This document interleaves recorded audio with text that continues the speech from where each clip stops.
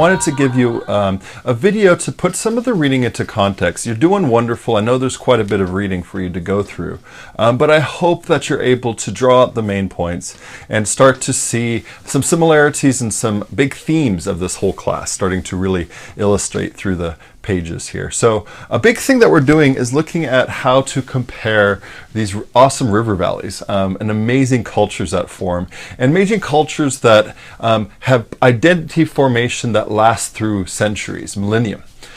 So we looked at Mesopotamia, compare that to the culture from the environment and how much the environment plays to the formation of religion, to the formation of their identity, and how that compares and differs, and in some cases are similar to what rose in Egypt. And this week, I hope you're able to see some interesting similarities as well with those river valleys, but also start to see something different forming by looking at India and China.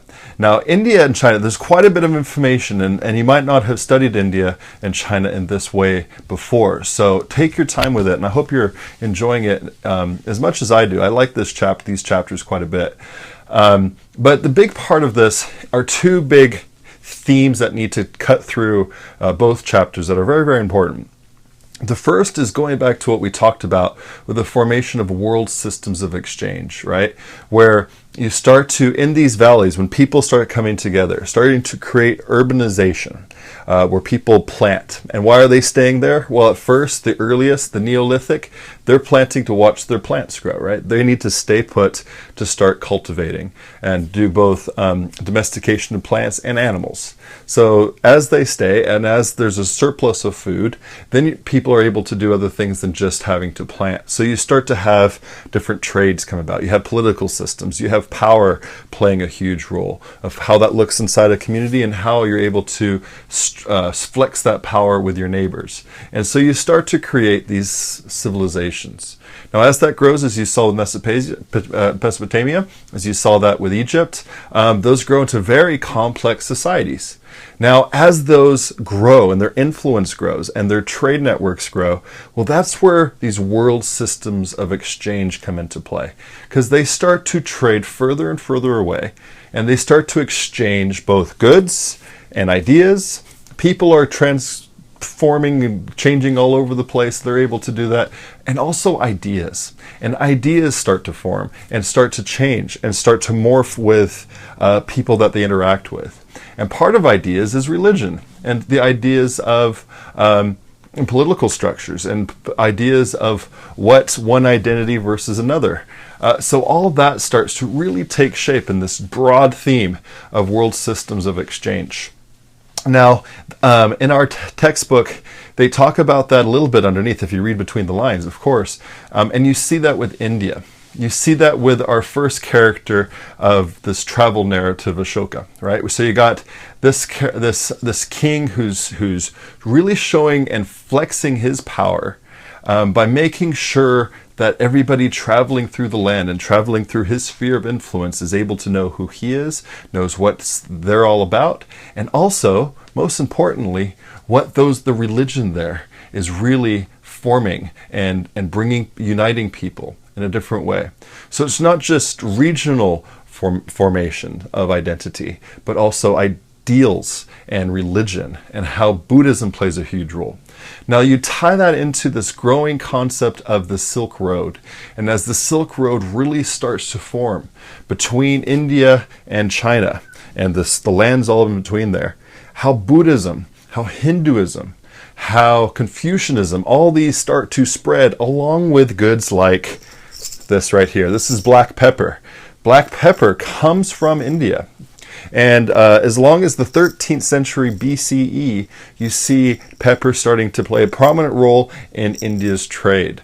Along the coast of East Africa, later on, that's going to mix in with trade networks of the Islamic world and start to form its own identity between Indian, East African, and Arabic, creating what's called Swahili. And if you've seen The Lion King and Ma Tuendia, blah, blah, blah, and Hakuna Matata, that is Swahili.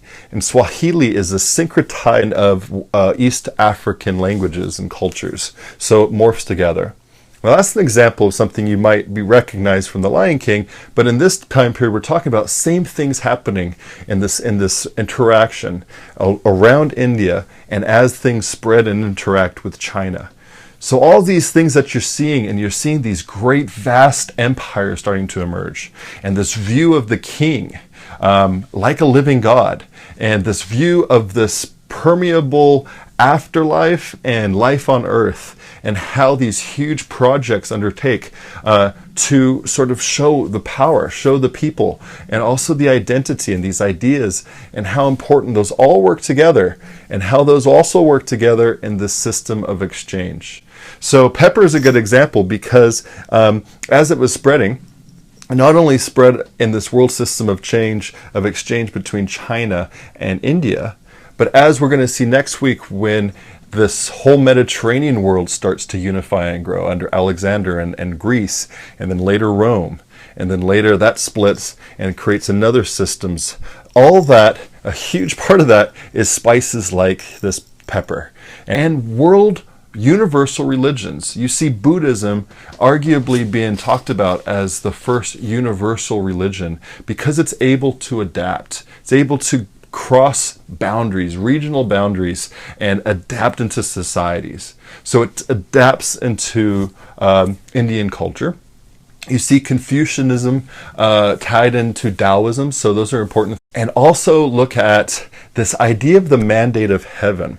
And the mandate of heaven, and there's an interesting circle. If you look at the mandate of heaven, of how it sort of works, and it's talked about in the textbook, so make sure you understand this idea of the mandate of heaven, and how the environmental factors, how if there's peasants who are unhappy, if there's famine in the land, that how people of power lose their status. They could lose this mandate of heaven. But look at the similarities and differences of how unification works. Environmental factors that we've talked about with Mesopotamia.